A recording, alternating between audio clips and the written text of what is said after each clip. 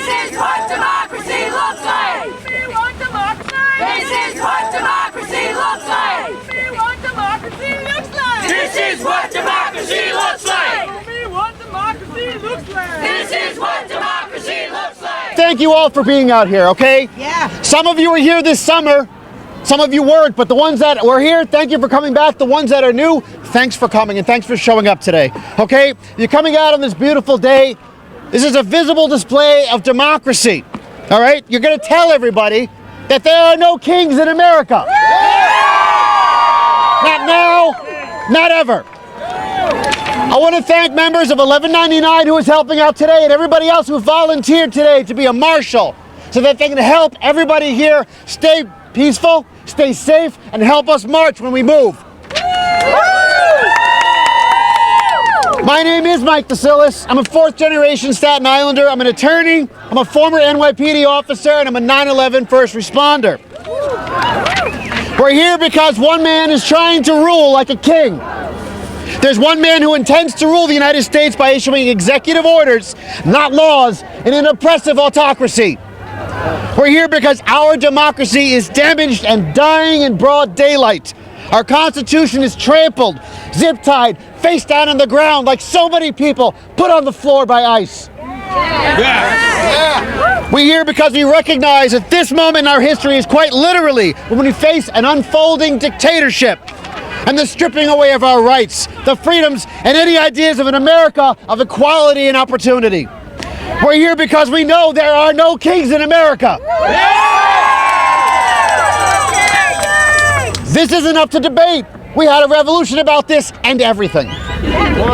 In fact, there is nothing more American than declaring that we are not ruled by kings. They call this an American hate rally. They call you domestic terrorists. They say you're paid Antifa agitators. I didn't get my check. But I see Americans who care deeply about their communities and the people that live here. All the people that live there. This is patriotism in its purest form.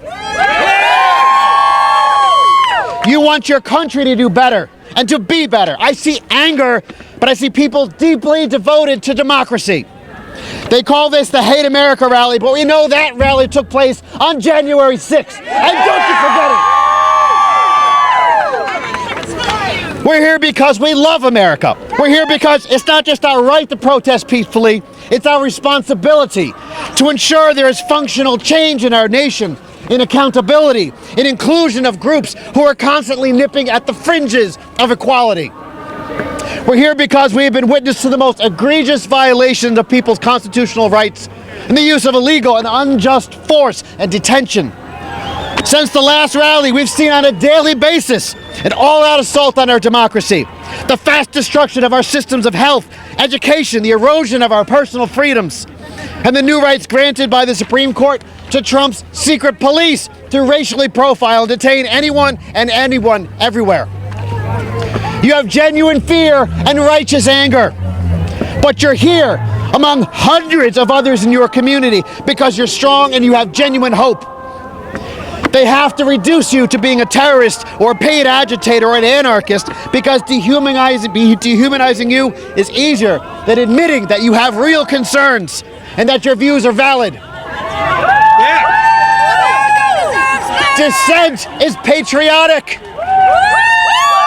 And there's more of us than them. America is great on paper. We were founded out of the very broad ideas of liberty, and our founding documents structure imply equality and democracy for everyone. But from the first day, that promise has only been granted to a few groups. In the first presidential election, less than 10% of people were eligible to vote. We spent the last 250 years clawing our way towards a more perfect union, slowly and painfully gaining ground on who has access to the ballot box, to the levers of power, who was protected, who was seen, and who was valued. And these were hard-fought rights, and we see these rights falling off a cliff.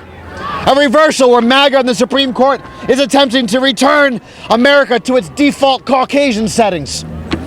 We even saw this week how a new generation of young Republicans, hold that sign up please, right here in Staten Island, They're how they view America as most vile and white supremacist, anti-Semitic, and Nazi ways, everything we fought against. The America has been traditionally, for only the few, has been evident by our history. And a nation that delivered hundreds of years of oppression to slaves, minorities, workers, women, Native Americans, immigrants. And there is still a lasting legacy today, even before Trump, where we have vast unequal outcomes of wealth in healthcare, housing, and education.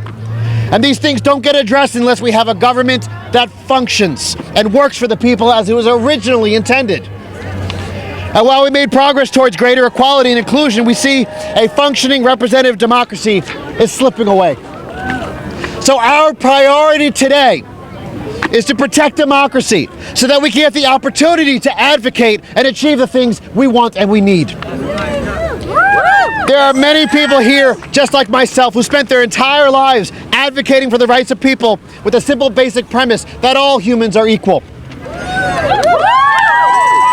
We currently do not have a government that sees that. On the contrary, we have a government where all policy is based on the principle that not all humans are equal, not every person is deserving of rights, privileges, or dignity. But we reject this, as we always have, because we don't want to live in a country where empathy is seen as a weakness, where having a conscience is viewed as a liability, and where compassion is somehow anti-American. We the people mean to all the people! We all deserve better, and we do better individually when we do better collectively.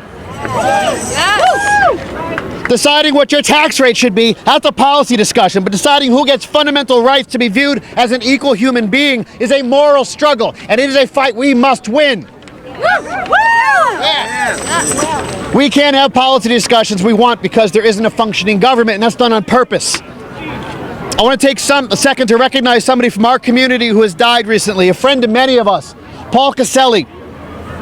Paul worked for decades here on Staten Island as a true democracy defender in different advocacy and government roles. And he was emblematic of what a functioning democracy looks like, because you could disagree on policy details, and him and I disagreed a lot, right? But we agreed on the desired outcomes. We both wanted a more inclusive and fair America. So standing here today, don't feel that you have to be in lockstep with the person to your left or to your right, but know that we are all working towards the same desired outcome as an America that works for and listens to all of us. People ask me constantly, the ones who have seen me out here, what can I do? All right, the answer is you're doing it. Part of it is what you're doing right here. You show up. You register people to vote. We have voting registration forms. Everybody takes one and registers. There's 500 more people voting on Staten Island. You protect the vulnerable. You advocate for those in need. And you be the voice for yourself and for those who don't have a seat at the table right now. So march proudly, peacefully, and demonstrate to those watching us that this is the best of us right here. And let's go use our First Amendment rights to let them know that there are no kings in America. We're going to be marching in about 2 minutes. We're going to be heading in this direction. There are going to be marshals wearing vests. I want everybody to be safe. I don't want anybody going into the street and getting hit by a car. I want us to basically just make sure we're on the sidewalk and that you're also seeing and checking on the person next to you. If they are tired, if they need water, if they need a rest, make sure we're taking care of each other out there. And thank every single one of you for coming out here today. This is what democracy looks like. This is what democracy looks like. Tell me what democracy looks like. This is what